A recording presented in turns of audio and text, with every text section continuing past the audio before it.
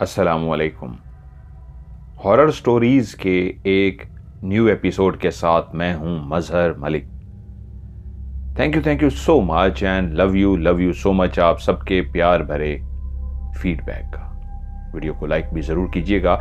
आज की कहानी जो मैं आपको सुनाने जा रहा हूं ये मुझे भेजी है डेरा गाजी खान से, जिसको डीजी खान भी बोलते हैं, क्योंकि डीजी खान के साथ ही आगे जाके मेरा भी आबाई घर है जहां मैं पैदा हुआ, तो इसलिए डीजी खान या डेरा गाजी खान को मैं कैसे बोल सकता हूं। इन्होंने कहानी भेजी है। इनका नाम है सऊद खालिद।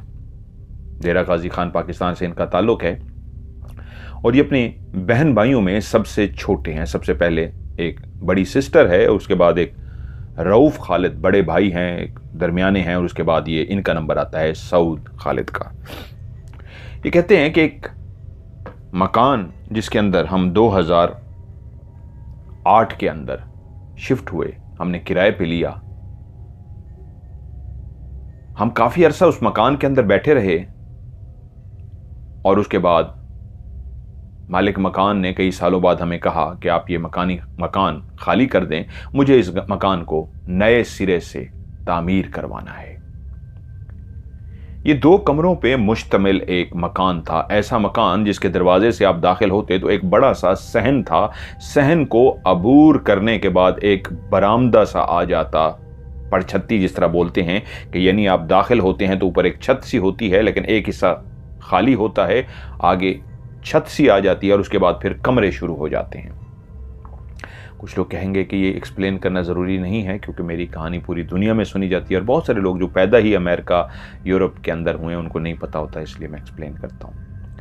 बरामदे से गुजरने के बाद आप कमरे में दाखिल होते हैं और उस कमरे के आगे एक छोटी सी, वो कह रहे हैं, राहदारी है, कॉरिडोर सा है। उस छोटे से कॉरिडोर से गुजरते ही साथ एक और कमरा वहां पे मौजूद है।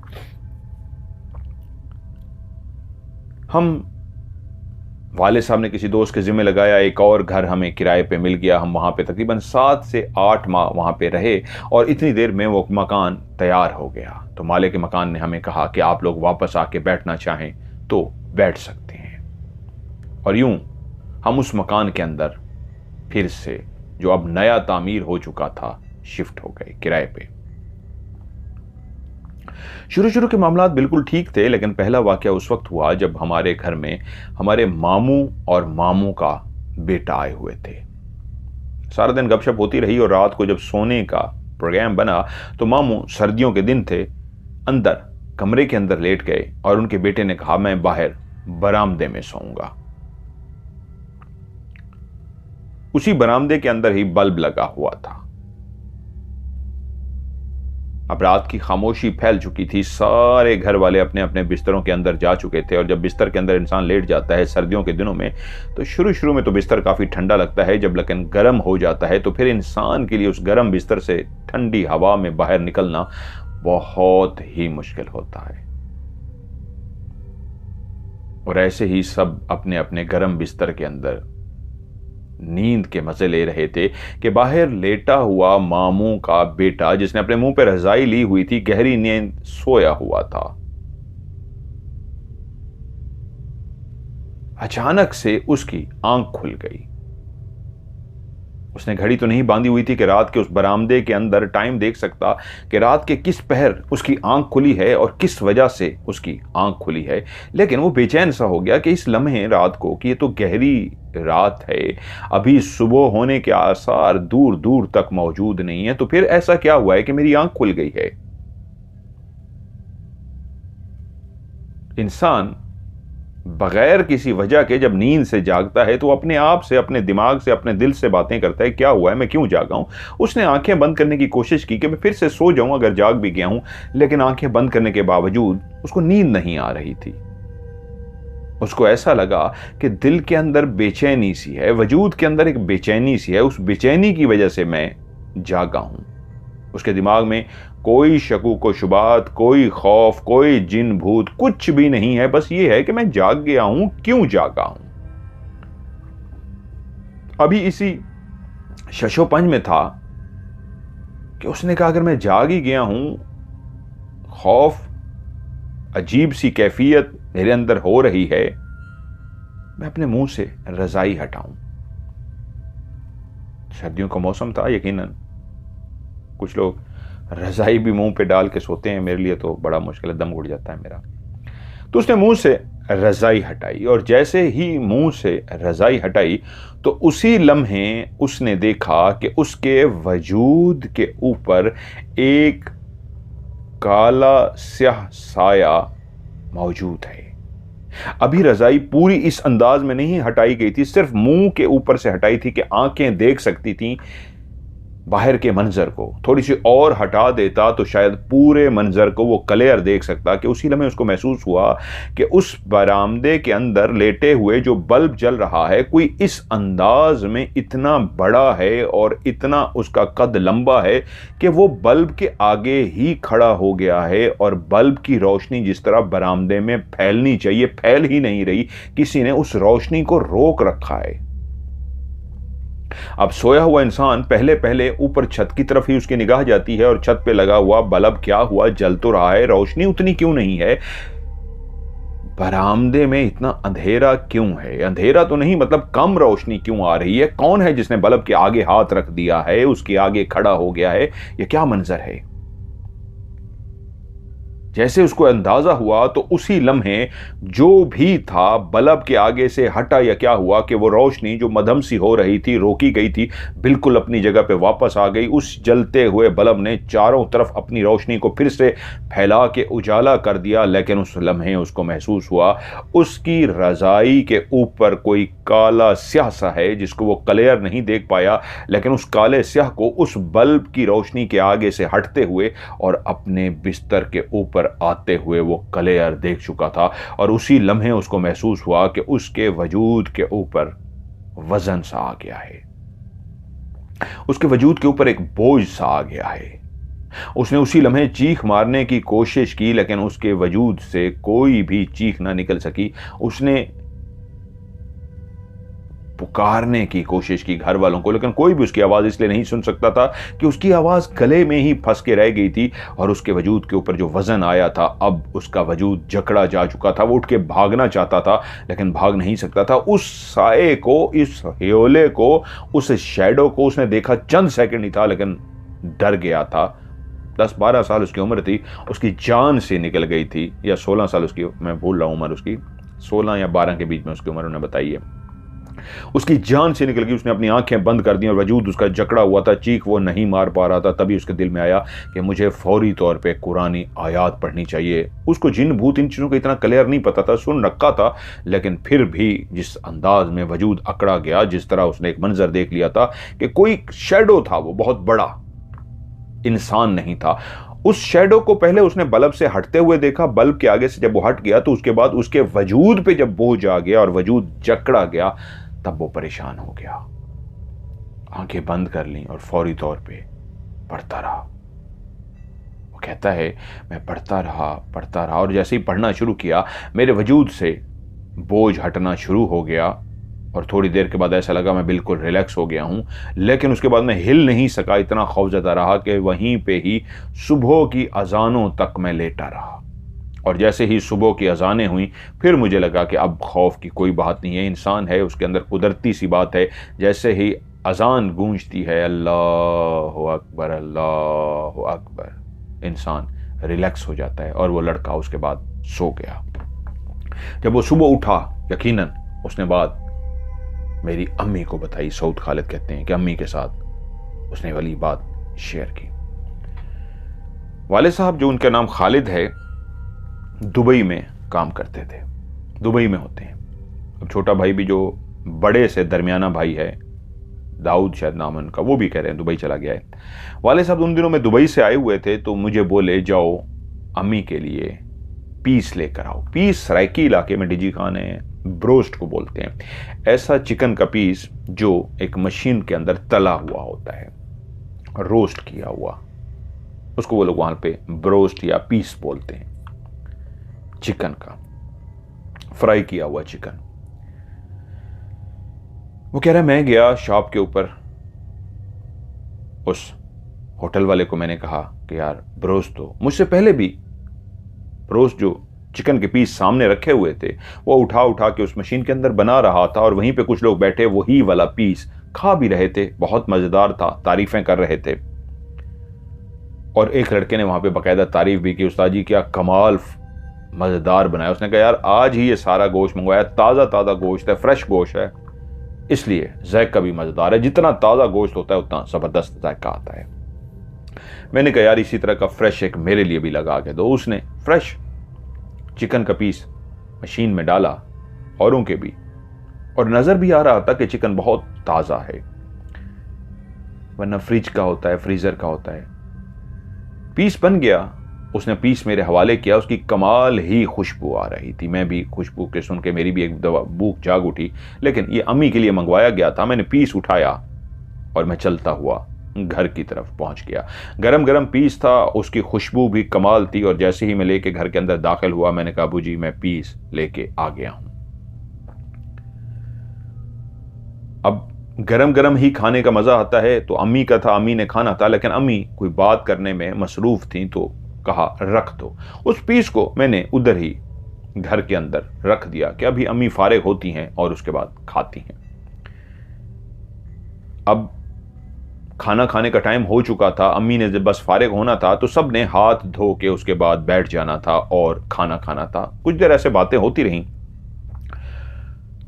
और उसके बाद अम्मी ने कहा चलो सारे हाथ धो लो, खाना खाते हैं। हम सारे बहन भाई हाथ धोने के लिए चले गए। हमने हाथ धोए और हाथ धो के जैसे ही आके खाने के लिए बैठे तो अम्मी ने अपना वो पीस उठाया, तो इससे पहले कि वो उसको उठा सकती, अभी उस शॉपर की तरफ उनका हाथ ही गया था कि एकदम से उन्होंने अपना हाथ नाक पे रख लिया और कहा ये क्या है। हम भी वहां पे जब तक पहुंच चुके थे हाथ धो के और एकदम से चौंके, क्योंकि अम्मी सबसे पहले हाथ धो के आई थी, उन्होंने खाना सबको देना भी था, और हमारे नाक भी बंद होने लगे। हमने नाक पे हाथ रख लिया, सबने, इतनी गंदी बदबू, इतनी गंदी बदबू आ रही है, ये कहां से आ रही है। तो अम्मी बोली इसी शॉपर से आ रही है। अम्मी इसमें तो पीस है, जो मैं पीस लेके आया हूं। देखो मैं आगे बढ़ा तो वाकई वो एक अजीबो गरीब सी इतनी गंदी बदबू जो नाकाबिल बर्दाश्त थी उसी पीस से आ रही थी। फिर भी तस्दीक के लिए, क्योंकि मैंने तो फिर भी तस्दीक करनी थी, मैं खुद लेने के लिए गया था। वहाँ लोग मज़े मज़े से खा रहे थे और उस होटल वाले का कहना यह था कि इसलिए आज आप लोगों को ज़्यादा अच्छा लग रहा है कि जितना ताज़ा गोश्त होता है उतना मज़ा आता है। ताज़े गोश्त का उसने चिकन बनाया था और लेके जस्ट मैं घर ही पहुँचा था, इतनी देर में कैसे ख़राब हो सकता था। तो मैंने तो फिर भी तस्दीक करनी थी। उस मैंने पीस को उठाया और सूंघा तो मुझे बाकायदा जिस तरह एक उल्टी आती है, इतनी हालत ख़राब होने लगी, ये तो इसी में से आ रही है। तो वाले साहब बोले कि यार तूने देखा नहीं था कि ये ख़राब है या क्या है। मैंने कहा जी इतना ज़बरदस्त तरीके से लोग खा रहे थे, तारीफ़ें कर रहे थे, वो कह रहा था ताज़ा है। ये मैं भी गारंटी देता हूँ उसने ताज़ा ही गोश्त का बनाया था और ताज़ा ही था, लेकिन मैं जिस वक्त लेके आया हूँ यहाँ आके रखा है, पता नहीं कैसे गल सड़ गया है, ख़राब हो गया है। लेकिन ऐसी अजीबोगरीब गंदी बू, अगर ये बासी भी होता, उस वक्त उसने बना के दिया होता, ताज़ा होता, घर तक आके थोड़ी देर के लिए आहिस्ता आहिस्ता स्मेल शुरू हो जाती, लेकिन इतनी ज़्यादा बुरी बदबू के नाकाबिले बर्दाश्त। तो वाले साहब ने कहा इसको फेंक दो। मजबूरन हमें उसको फेंकना पड़ा, लेकिन मेरे दिल में काफ़ी देर तक ये ख्याल आता रहा ये हुआ क्या है। मैं तो एक ऐसा ज़बरदस्त पीस लेके आया था जिसकी तारीफ सारे कर रहे थे और मेरा भी था। आज अम्मी खाई तो क्या बात है, अम्मी कमाल तारीफ करेंगी, जिस तरह बैठे लोग तारीफ कर रहे थे कि आज तो इतना ताज़ा है। लेकिन इस रास्ते में ही क्या हुआ, क्योंकि जब मैं घर पहुंचा था तब भी ये फ्रेश था, तब भी इसकी खुशबू बहुत ज़बरदस्त आ रही थी। मैंने जाकर जब उसको रखा था, अम्मी ये मैं पीस ले आया हूँ, उन्होंने कहा रख दो, और जिस वक्त मैं उसको रख रहा था तब भी उसकी खुशबू बहुत ज़बरदस्त आ रही थी। महसूस हो रहा था गरम गरम एक ज़बरदस्त पीस है। तो थोड़ी देर के अंदर ही इतना ख़राब हो गया। अगर कोई चीज़ ख़राब होती है तो आहिस्ता आहिस्ता ख़राब होती है।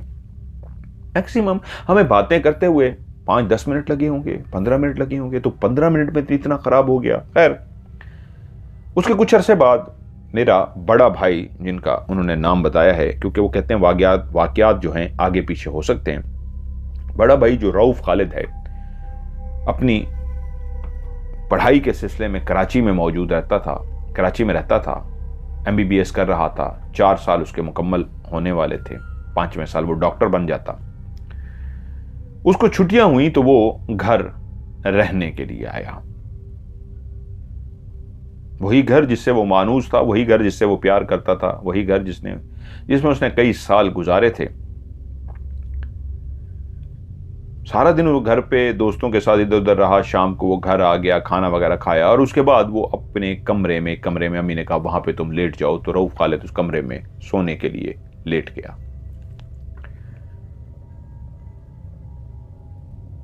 ये रात का कौन सा पहर था कि उसने बेचैनी सी महसूस की, लेकिन फिर थोड़ी देर के बाद गहरी नींद सो गया। उस बेचैनी के बाद उसकी आंखें नहीं खुली, ऐसे जैसे नींद से खुमियारी सी होती है, नींद से अब हल्का सा जागते हैं, आंखें नहीं खोलते, लेकिन आपको लग जाता है मैं जागा हूं, लेकिन फिर से आप सोने की कोशिश करते हैं।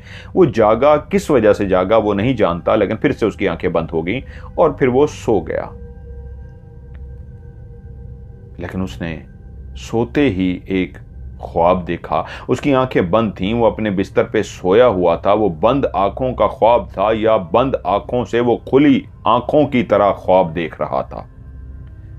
बंद आंखों से गहरी नींद में ख्वाब देखा जाता है और बंद आंखों से इस अंदाज में कोई देख सकता है कि उसकी आंखें जैसे खुली हों और वो सारा मंजर देख रहा हो कि उसने देखा कि एक आहट सी हुई है और कमरे का दरवाजा जो अंदर से बंद था, बाहर से किसी ने इस अंदाज में उसके अंदर आहट पैदा की है कि आहिस्ता से वो दरवाजा हिला है। अब वो ख्वाब की सी कैफियत कह लीजिए या ख्वाब कह लीजिए जिसमें वो देख रहा है कि दरवाजे के पीछे बाहर कोई मौजूद है, दरवाजा हिला है, सोया हुआ वो शख्स सोचता है अम्मी होगी, अब्बू होंगे, कोई और होगा, भाई होगा, बाहर किसी काम से आया होगा, दरवाजे को हाथ लगाया होगा, खुला है, अंदर आना चाहता होगा, दरवाजा अंदर से बंद है, लेकिन मुझे तो सोना है। ये रात का कौन सा पहर है, क्योंकि हर तरफ खामोशी ही खामोशी थी, हर तरफ इंसान अपने अपने बिस्तर के अंदर सो रहे थे कि उसी लम्हे उसने फिर से देखा कि दरवाजा बाकायदा इस अंदाज में हिला है कि उसके अंदर जो कुंडी लगी हुई थी, डीजी खान और इन इलाकों में जो कुंडियां लगाई थी, आज तो खैर मॉडर्न आ गई हैं, लेकिन उस वक्त पहले जो मैं पहले भी कई दफ़ा कह चुका हूँ, जंजीर की बनी हुई कुंडी होती थी, 2 दरवाजे उसके बीच में जंजीर होती थी। आजकल शायद सिंगल डोर हैं तो कुंडियां भी और हो गई हैं। तो बाकायदा उसका जो लॉक था अंदर, वो जो लगा हुआ था, बंद किया हुआ था, वो खुद ब खुद खुल गया और उसके खुलने सी एक आवाज सी आई, ये क्यों खुला है? और तभी उसने देखा कि दरवाजे के उस पार जो भी मौजूद था उसने दरवाजे को टच किया था, जिसकी वजह से दरवाजा आहिस्ता आहिस्ता खुलना शुरू हो गया था और खुलते खुलते दरवाजा पूरा खुल गया। और तभी उसने देखा एक काले स्याह रंग की औरत जिसके बाल बहुत ही बड़े बड़े, ऐसे बड़े बड़े कि उसके घुटनों तक उसके बाल आ रहे थे और उसका रंग काला स्याह था। उसकी आंखें लाल सुर्ख थीं, ऐसी लाल सुर्ख जैसे खून की आंखें बनी हों, उन आंखों से खून टपक रहा हो। उसके नाखून बहुत बड़े बड़े थे। उसने कपड़े इसी तरह के पहन रखे थे जिस तरह उस शहर के अंदर खवातीन कपड़े पहनती थी, उसी तरह के उसके कपड़े थे, लेकिन उसके चेहरे के अंदर जो सबसे खौफनाक और भयानक चीज थी, उसके वो 2 बड़े बड़े दांत थे और उन दांतों के साथ छोटे छोटे दांत थे जो नोकदार थे, जैसे कोई ड्रेकोला, जैसे कोई वैम्पायर होता है खून को चूसने वाला, ऐसे 2 ऊपर से बड़े बड़े दांत और उसके साथ और छोटे छोटे दांत, और उसके हाथों के नाखून इतने बड़े बड़े कि किसी को अगर वो टच भी करे तो ऐसे नोकदार वो नाखून थे कि अंदर चले जाएं वजूद के।